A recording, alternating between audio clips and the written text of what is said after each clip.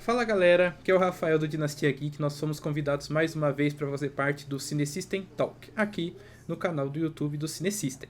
Nós vamos trazer muitas novidades além das grandes telas e para conversar com a gente hoje estou aqui com o ator Cláudio Bruno. Muito obrigado, Cláudio, é um prazer ter você aqui com a gente.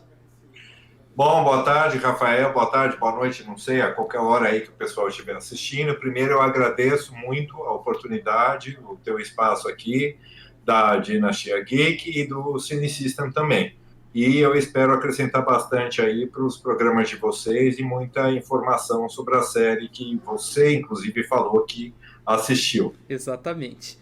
É isso, né? Bom, pra quem não sabe, o Cláudio Bruno ele é ator da série A Todo Vapor. É uma série brasileira que está disponível a primeira temporada no Amazon Prime Video, né? Com 8 episódios, é isso, né, Cláudio? Isso, são 8 episódios, numa média de 15 a 20 minutos cada um. Legal, vale muito a pena para você que está vendo esse vídeo e ainda não assistiu, confere lá que está disponível, é muito bacana, um trabalho produzido de uma forma sensacional e a gente vai conversar um pouquinho sobre o trabalho do Cláudio e sobre também como foi o trabalho na série A Todo Vapor.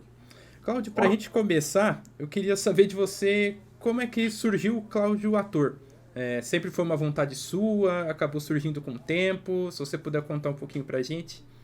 Olha, eu, na verdade, assim, quando eu era adolescente, eu queria muito ser ator, porque na minha época de adolescência, foi quando teve o lançamento do filme o Top Gun, com Ah, Tom Cruise. legal. E eu tinha, acho que uns 13, 14 anos na época, e eu fiquei apaixonado pela coisa, e eu falei, eu queria fazer isso, né? Legal. Então, eu queria ser ator desde ali. Na escola que eu estava, tinha curso de teatro, era independente, era num horário alternativo, e Uhum. eu fui fazer, né? Mas eu não gostei muito na época, porque eu achei que não tinha muito a ver com o que eu estava procurando, Sim. né? Era uma coisa meio papo-cabeça, tal, não tinha nada. Eu falei, gente, não é fazendo isso que eu vou virar Tom Cruise. E aí eu não curti muito, mas tinha uma produtora que chamava TVC, que existe até hoje, Sim. aqui perto de casa, e eles faziam muito comercial. E eu fui lá, bati na porta e fiz umas fotos com eles. E eu fiz com eles, acho que uns 3, 4 comerciais na época. Legal. E já a parte de comercial eu já achei mais gostoso, porque era cinema, Uhum. né? E eu curti, mas depois disso eu entrei na faculdade, parei completamente de trabalhar com essas coisas, e foi na minha pós-graduação que eu fui para os Estados Unidos que eu comecei de novo a entrar em contato com isso. Que legal. Eu fiz um curso alternativo lá, né, porque era uma escola independente de teatro, Uhum.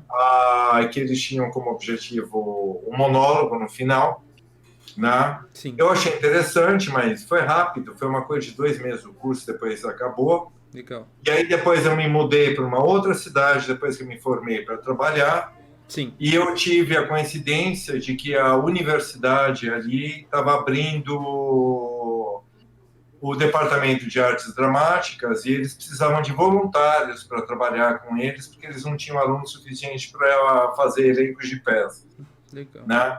E Uhum. eu fui, fiz um teste, acabei passando, né? Legal. E dali eu fiz acho que umas 9 peças de teatro, uma atrás da outra, sem parar, Oxe, que né? bacana. Então foi bem legal assim esse início, né? Legal. Nessa idade eu já não tinha mais aquela coisa, não quero mais ser Tom Cruise, não quero ser mais nada disso, né? Uhum. Eu realmente vi o que era o ofício, né, da coisa, o que era atual, como era gostoso. Sim. E fiz musicais da Broadway, fiz peça clássica, fiz de tudo, né? E isso foi até 2006, quando eu voltei para o Brasil. Certo. Chegando aqui, eu fiz um curso com o Emílio Fontana, que era interpretação só para cinema e TV, né? Entrei em algumas agências para fazer comerciais, mas foi em 2013 mesmo que um amigo meu que dava aula na FAAP de cinema Sim. me indicou para um grupo de pessoal que estava estudando lá para fazer um curta-metragem. Legal. E eu fui, fiz com esse grupo, e daí em diante que eu nunca mais parei. Eu fiz muito, muito curta-metragem alternativo, Ajudei muito o pessoal que precisava fazer TCC para cinema, para rádio e televisão, para esse tipo de coisa. E aí eu não parei mais. Essa parte de cinema e de curta-metragem, ela é um pouco diferente do teatro, Sim, porque você tem um pouco de ensaio e tal, mas assim, num curta-metragem, normalmente o teu tempo de trabalho é um pouco menor, né? exato. Você trabalha por 1 ou 2 meses e para, não é aquela coisa de teatro que você ensaia, ensaia, ensaia. E eu, como sou designer gráfico e publicitário e tenho o meu Legal. estúdio aqui, eu não podia também, eu não tinha tempo para ficar ensaiando teatro. Certo. Então, por isso que eu fui para essa área do audiovisual e não parei mais dali em diante. Ah, que Tá? bacana. Bacana, Cláudio. Eu conheci o seu trabalho, como a gente estava comentando, na série A Todo Vapor, né? Que chegou Sim, pelo Amazon Prime Video e agora está disponível aí para dezenas de países, né? Eu queria que você contasse um pouquinho pra gente como que foi o processo de produção dessa série para você, um pouquinho dos bastidores e tudo sim. mais. Bom, ao A Todo Vapor, a ideia inicial surgiu de muitos e muitos anos atrás, porque o Enéas Tavares, que é o escritor, ele tem, né, ele criou uma suposta, vamos chamar de Liga da Justiça Brasileira, Sim. né, que são vários heróis, Uhum. e todos eles são baseados na literatura, em personagens da literatura brasileira, né? Legal. Ele já tinha escrito 2 ou 3 livros, esse universo chama Brasiliano Steampunk. E aí ele se encontrou com o Felipe Reis, que é o diretor, né, do A Todo Vapor, e Certo. eles criaram essa série já com esses personagens que existiam no livro, e fora isso, com novos personagens para a série, né, que no caso foi a Capitu Uhum. Machado e o Juca Pirama, que ainda não estavam no universo brasileiro e steampunk. Certo. Eles criaram essa série. No começo, na verdade, essa série era para ser só uma websérie para ser colocada no YouTube, Uhum. né? Mas aí ela ganhou proporções tão grandes que, graças a Deus, né, ela acabou indo para a Que bom. Amazon Prime Video. Legal. E foi, inclusive, uma grande surpresa para todos nós, né? Inclusive, foi a melhor coisa que aconteceu nessa época de pandemia, porque ela foi lançada, né, em setembro de 2020, né? Exatamente a época que todas as salas de cinema estavam fechadas, teatro estava fechado. Então, foi uma coisa assim, eu acho que não tinha coisa melhor para acontecer para quem trabalha com audiovisual, Com né, certeza. um streaming, né? Eu entrei no projeto já na metade, na verdade eu entrei para substituir um ator que estava no elenco e saiu, né? Certo. Então, esse processo inicial, na verdade, eu não peguei, eu já peguei o elenco basicamente quase todo formado, né? Que foi um Certo. pouco diferente. Ah, essa série também, o que ela tem, assim, que eu acho muito especial é que ela foi 100% independente. Que legal. Nós entramos todos, foi como se fosse assim uma grande aposta e um grande investimento. Todo mundo, desde de por trás das câmeras, né, o pessoal dos bastidores até Uhum. elenco, ninguém foi pago. Todo mundo, na verdade, entrou voluntariamente numa grande aposta de que isso seria uma coisa legal para se fazer, por amor à arte mesmo. Essa coisa também, acho que tem um pouco de rebeldia aí da gente ficar, entendeu? Não querer ficar à mercê das grandes produtoras, né, de grandes canais de televisão, desse tipo de coisa, Sim. e meter a cara e fazer. Então foi Exato. muito legal nesse sentido, porque todo mundo entrou com essa proposta, né? E ele acabou ganhando proporções muito maiores do que a gente imaginava, e eu acho que mais do que merecido, porque websérie, normalmente, a gente tem essa coisa de vai ser assistida num celular, sabe? Vai ser assistida num tablet. E eu acho que o A Todo Vapor ela tem todo um capricho de tomadas aéreas, a gente tem Exato. muita coisa com drone, Uhum. muita coisa assim, que isso numa telinha pequena você acaba perdendo até todo o Sem dúvida. detalhe e o visual da coisa, né? Perfeito. E outra coisa também que eu acho que diferencia muito de websérie é que ela tem toda uma trilha sonora original. Então, Muito não legal. é aquela coisa de pegar uma trilha em qualquer site e colocar ali. Uhum. Ela foi composta especialmente para a série, Po- né? Poxa, que bacana.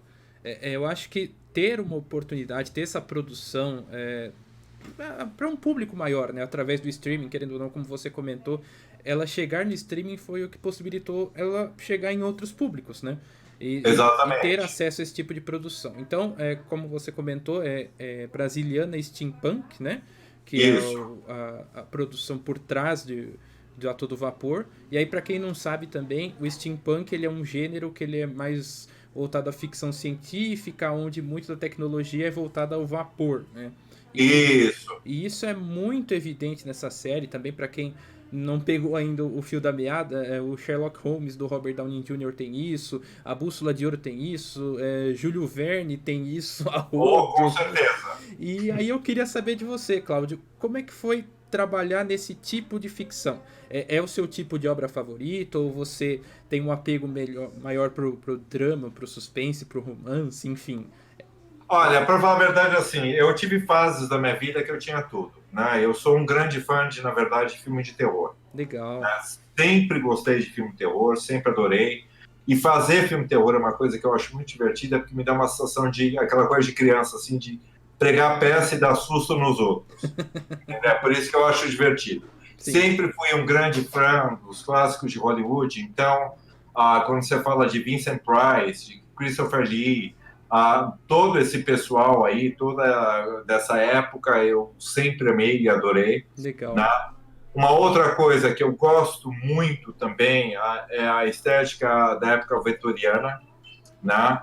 Verdade, eu Eu também. sou apaixonado por arquitetura inglesa, por todos os figurinos, as carroças, Sim, tudo isso eu acho muito legal, né? E verdade. ficção científica eu também sempre gostei. Então, quando você pega o steampunk, que na verdade junta tudo isso, Uhum. né? É muito legal. Eu acho muito interessante. Não era uma estética que eu conhecia, assim, que eu seguia antes. Eu sempre gostei quando eu vi coisas, mas eu não sabia o que que era, até que me explicaram direitinho, né? Que na verdade, a minha interpretação de steampunk seria uma ficção científica no passado, Uhum. né? Exato. Então, é mais ou menos isso. E eu sempre gostei, mas eu não sabia que existia tudo isso, né? E quando eu entrei para fazer a série, a minha maior preocupação era exatamente essa estética toda, porque eu falei, gente, eu espero que não seja uma coisa assim, sabe? Roupinha que o figurino da gente vai ser tipo roupa de loja que vende fantasia de Halloween, né? Mas aí me disseram, eu vi que, na verdade, aqui no Brasil existe toda um grupo, né, Sim. de steampunk, uma sociedade, né, e na verdade eles que estavam por trás de tudo isso, eles que criaram o figurino, eles que criaram maquiagem, Poxa. então todos os adereços, tudo que a gente usou ali são o próprio pessoal, né, da Liga Steampunk aqui no Brasil que criou. Então Sensacional. eu achei demais, né? E Muito o legal. super legal também foi que todos eles participaram do elenco, Poxa, que né? bacana. Vários participaram ou de pontas pequenas ou de figuração, mas a maioria participou também da coisa. Então foi super legal porque Que legal. teve 2 ou 3 convenções já em Paranapiacaba, em Santos, Sim. encontros de steampunks que a gente passou, né? Mostrou os 2 primeiros capítulos. Oh, Então que foi bem legal bacana. nesse sentido. Poxa, que bacana. É legal ver que isso atingiu uma comunidade, né? Que, querendo ou não, a produção nacional, a gente tem aquele preconceito que as pessoas falam: ah, a produção nacional só foca em dramas familiares, só foca em dramas voltados à favela, ou aquelas comédias escrachadas e tudo mais. Só que, de uns tempos pra cá, a gente tá vendo que a produção nacional ela é muito além disso, né? Que a gente precisa valorizar esse tipo de produção. Nós temos obras de terror sensacionais, obras de ficção como A Todo Vapor, por exemplo, que são incríveis e conseguem adaptar gêneros que normalmente a gente não vê na produção nacional, infelizmente. E Uhum. muitas outras coisas a gente está vendo na produção nacional. Seja para o streaming, como a gente teve, por exemplo, Cidade Invisível, recente, Bom Dia Sim, Verônica, que foi também um boom, até como também as produções para o cinema, como Bacurau e outros muitos que também fizeram sucesso. Eu queria sim. saber de você, Cláudio, como que você vê esse movimento? Eu acho que a gente está chegando no momento que a gente fala, puxa, enfim, a produção nacional está sendo valorizada da forma que ela tem que ser. Sim, eu acho que assim, a gente tem alguns fatores aí que eu acho que ajudaram muito, né? Eu acho que a primeira grande coisa, que foi a grande revolução aí, foi o cinema digital chegar, Uhum. né? Porque ele é muito mais acessível do que quando era com película, né? Sim, Hoje em dia, assim, para você fazer um filme, o orçamento já não precisa ser tão, né, grande. Os próprios aplicativos, os softwares, né, você consegue ter uma edição em casa, você consegue montar, colocar efeitos, tudo isso, e não precisa ser uma ilha de edição 100% profissional, nada disso. exato. Então, eu acho que isso ajudou muito, né? Como eu te falei, eu trabalhei muito com o pessoal de audiovisual de escolas, né? E não só universidades. Eu trabalhei já com vários. Tem uma escola aqui em São Paulo que chama ETEC Roberto Marinho. Não sei se você já ouviu falar. Já, já. Eu fiz uns projetos com eles e é Legal, legal. impressionante o resultado. É uma, assim, vai, não dizendo molecada no sentido pejorativo, mas molecada no sentido de jovem, né? Porque Claro, eu claro. estou com 49 anos já, mas é impressionante o resultado que você vê dessas produções. Outro lugar que eu participei também já de várias coisas que eu achei muito legal é o Instituto Criar TV, que eu não sei se você conhece. Não. Ele tem um trabalho muito grande com crianças de periferia, Ah, que bacana, né? que E bacana. eles formam profissionais em audiovisual. E é Puxa, muito incrível, legal. incrível a qualidade do trabalho do pessoal de lá também, a seriedade da coisa, Que legal. né? Então eu tenho visto assim o como ficou muito mais democrática a coisa e muito mais acessível, né? Exatamente, Não é exatamente. aquela coisa só milionários e grandes corporações agora podem fazer audiovisual, né? A gente Exatamente. tem um pessoal, todo mundo está com o direito de fazer, né? Eu tenho visto muito videoclipe, muita coisa de gente que faz punk, que faz e qualidade assim ótima, né? Uhum. Do pessoal de periferia. Ah, então eu estou achando muito legal esse tipo de coisa. E eu acho que a gente começou a usar mais também, né? Exato, com No certeza. sentido de ficção. A gente já não está com tanto medo daquela coisa assim, mas não vai ficar com cara de Hollywood. Mas a Isso. gente também viu que não precisa ficar com cara de Hollywood Isso. para fazer, Tem que ser o né? nosso jeitinho, né? Exatamente. E eu acho que assim tem muito a ver também com você adaptar o teu roteiro, né? Se você não tem condições, Perfeito. sei lá, num filme de terror, de fazer um monstro assustador, então escreve e faça de um jeito que o monstro não aparece, mas dá tanto medo quanto. Perfeito. É uma questão de criatividade, né? Que você tem que ter, né? Perfeitamente. E nós temos muita história aqui. Imagina, o Brasil tem uma cultura riquíssima, né? Quando você fala de folclore, quando você fala de religião, de tudo, né? Tem muito o que se fazer, Com né? Tem muito certeza. o que se contar. Com... Então, eu acho que assim, eu espero, né, que a coisa seja bem legal. E eu acho que assim, internacionalmente a gente também está conseguindo, não só o brasileiro, mas por todo mundo, a ser visto por outros, né? Tanto que você Isso. vê que o último Oscar foi o Parasita que ganhou. Perfeitamente. Um mercado que não era tão Então, visto, né?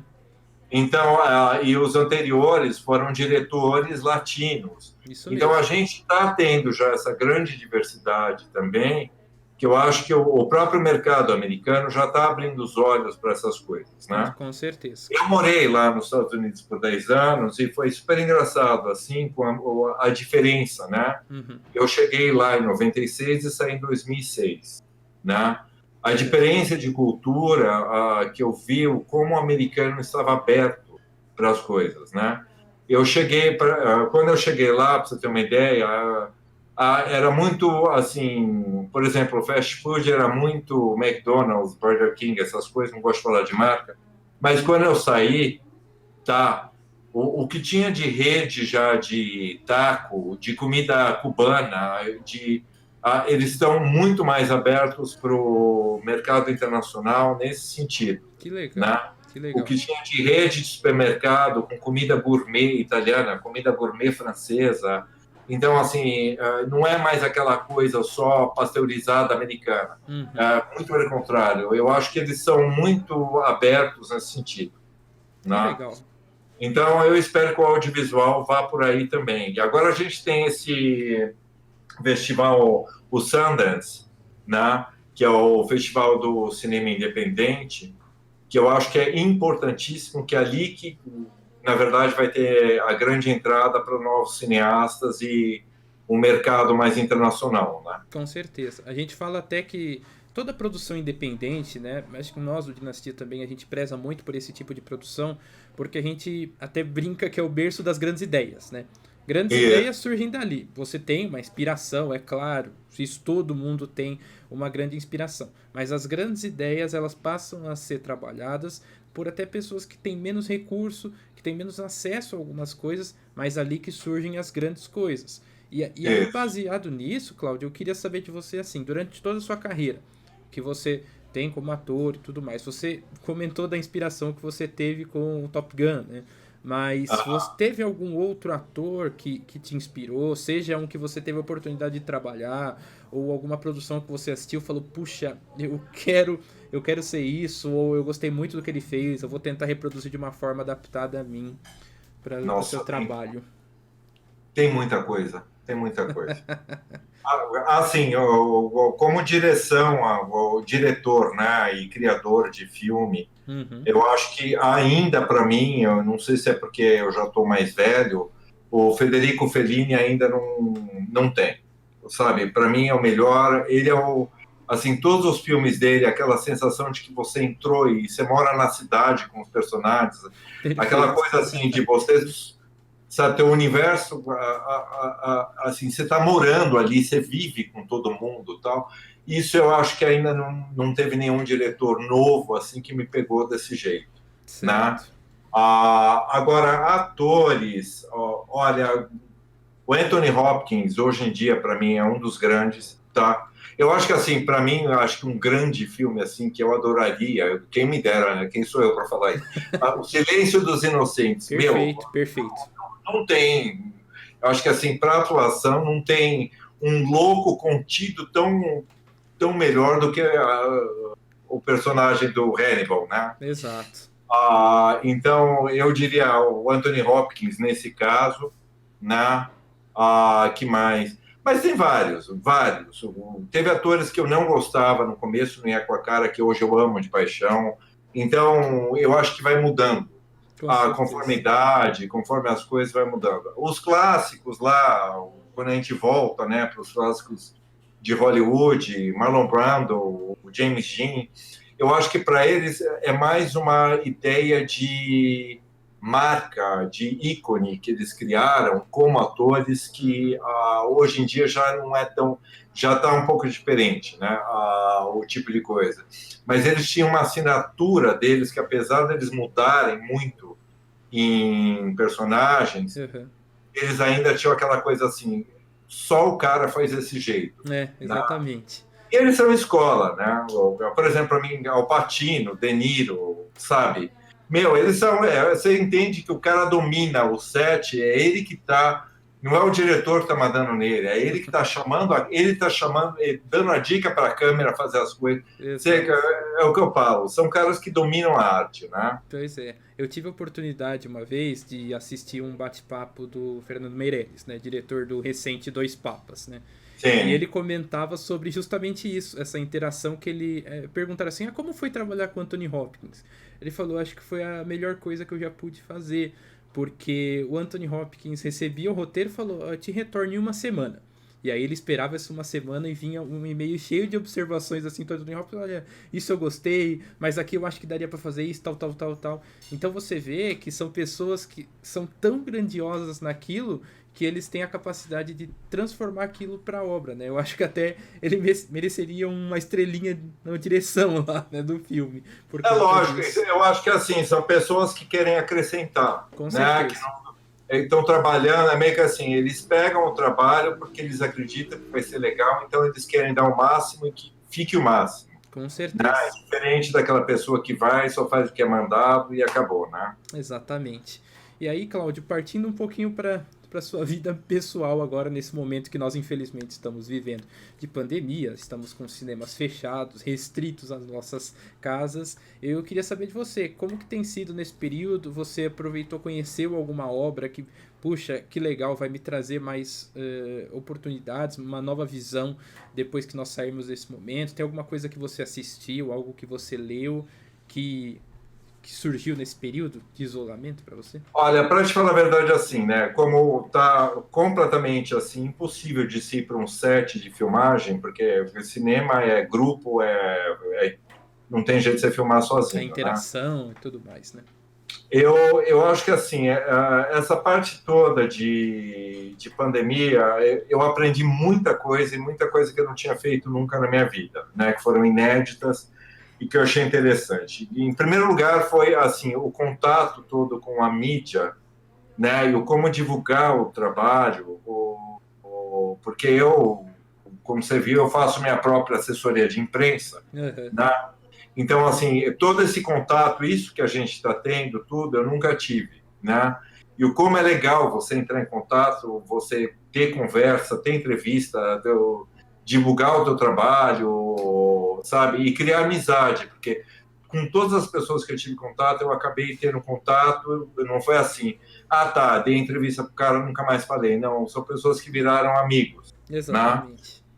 A parte de leitura aumentou muito para mim, né? Não só de tudo que eu lia, mas de coisas que eu não tinha o costume de ler, que eu comecei a ler, né? A parte de fotografia foi super engraçado, porque principalmente selfie, eu não era de fazer essas coisas. Meu, o que eu aprendi de fazer, de tirar foto, de manipular foto, essas Que coisas, legal. o Instagram acaba virando um portfólio para gente que está parado, né? Uhum. Então, essa parte é muito legal, muito divertida, Poxa, que né? bacana. Conversei com muita gente que faz isso há muito tempo e eu fiquei imaginando, meu, será que o cara faz o que eu faço, de bater ali na câmera e sair correndo, ter 10 segundos porque vai bater, achando a coisa ridícula? E falei com os caras e falaram, é isso mesmo, é assim mesmo que faz. Então, as coisas que eu achava ridículo e banal, eu falava, não vou fazer isso. Uhum. Depois eu vi, é assim mesmo que faz. Então, me Legal. permitia ser criativo ao fazer essa coisa assim, ai, tá ridículo, tá, mas o resultado vai ser legal. Então, para de se censurar antes. Deixa chegar até o final para ver se tá ridículo ou se não tá. Então, eu acabei aprendendo muita coisa, né? Que bacana. Nesse sentido. E agora tem o Austin Klein, que eu nunca não li ainda, eu comprei os livros dele agora, que eu vou ler, porque ele tem uma pegada interessante.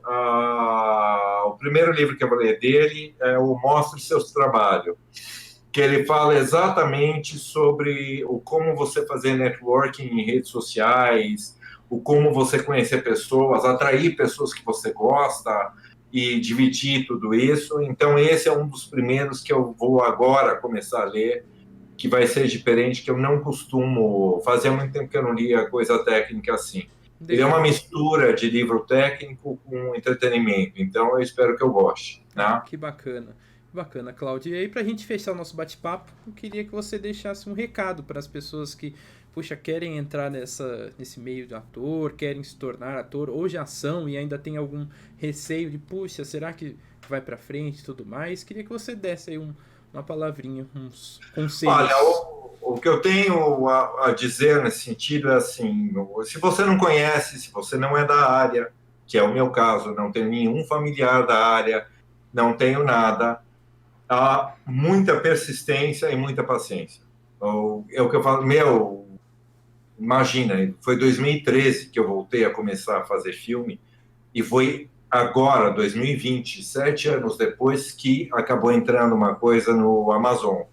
Então é o que eu falo assim, tem muito a sorte, tem muito pessoal que você conhece, tem muito de networking, nunca queime o filme com ninguém, você nunca sabe o seu dia de amanhã, você pode estar fazendo um trabalho de escola hoje e amanhã esse cara é um grande diretor, então você queimar teu filme, ele não vai te chamar de novo.